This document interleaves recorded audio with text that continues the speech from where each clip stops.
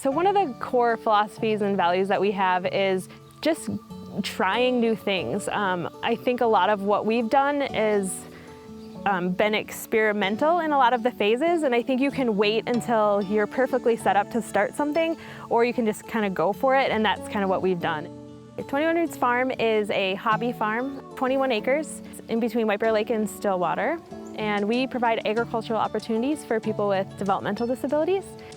So we're growing and learning and teaching people how to be self-sufficient and just take part in agriculture and caring for animals.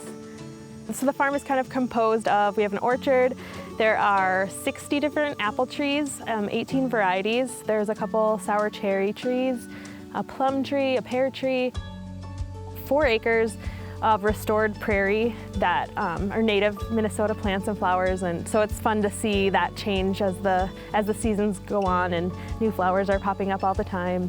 There's something about a prairie that is just relaxing, and so we take a prairie walk every day as just a time to unwind and notice. I think just like slowing people down to like notice what's happening around them, kind of like some mindfulness that we're incorporating into daily life. And then I think the prairie also is really great at teaching phenology. That's something like as farmers we want to know and study the pattern of how things are changing. And so just unplugging, I think the farm is also a place where, you know, we don't use a lot of technology and we don't have screens, and it's just a time for our minds to be quiet. We also have animals, so we have a small herd of beef cows that are just pasturing here, and then we have 2 of our own, a Scottish Highlander, which is a favorite of everyone. We have 2 donkeys, 2 alpacas, 8 goats, 22 chickens. Caring for animals, it really requires, I think, patience, and I think that's a great lesson that a lot of people learn.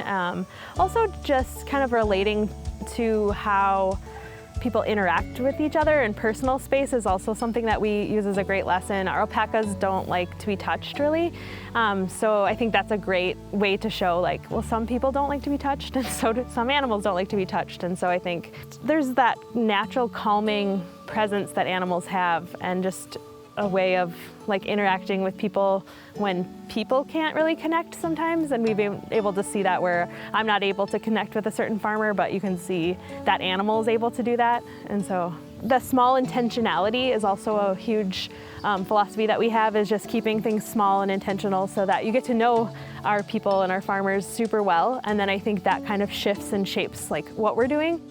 So we kind of intentionally have called our people with disabilities our farmers, because that's what they are, and I think that idea of people being an expert is something that we always wanted to create, and so when someone steps on the farm, no one knows more than the farmers, because they are the ones who planted the corn, and they're the ones who have been looking at the goats every day, and so they are farmers, and I think it gives that ownership of like, I'm a farmer at this farm. So Amy, the co-founder, and I both have like a lot of experience with people with disabilities in different settings.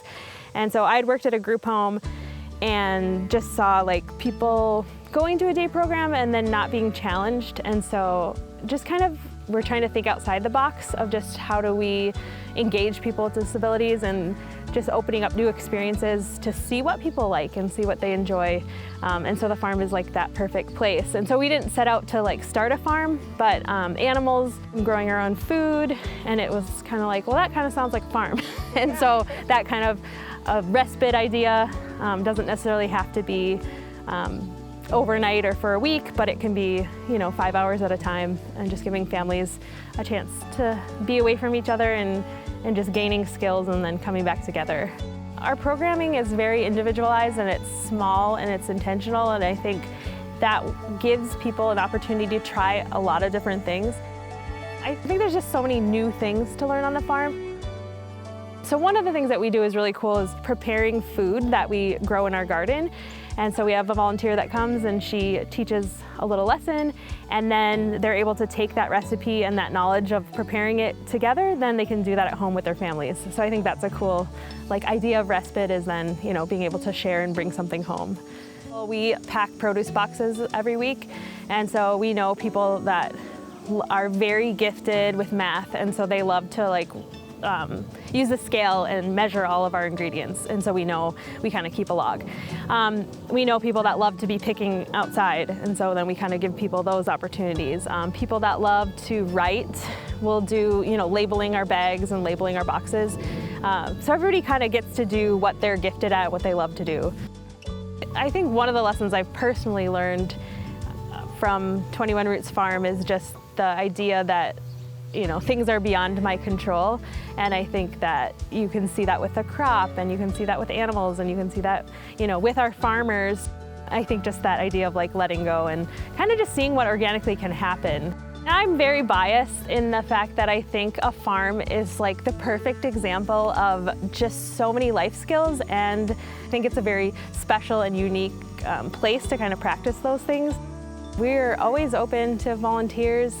A lot of the volunteer need is in the summer, just because we have gardens and we have lawn care, and all throughout the year we'll do work days, and that's a great opportunity for people to kind of come together as a community and meet one another, and then we get some stuff done. And so we always say many hands make light work, so it's just a fun day.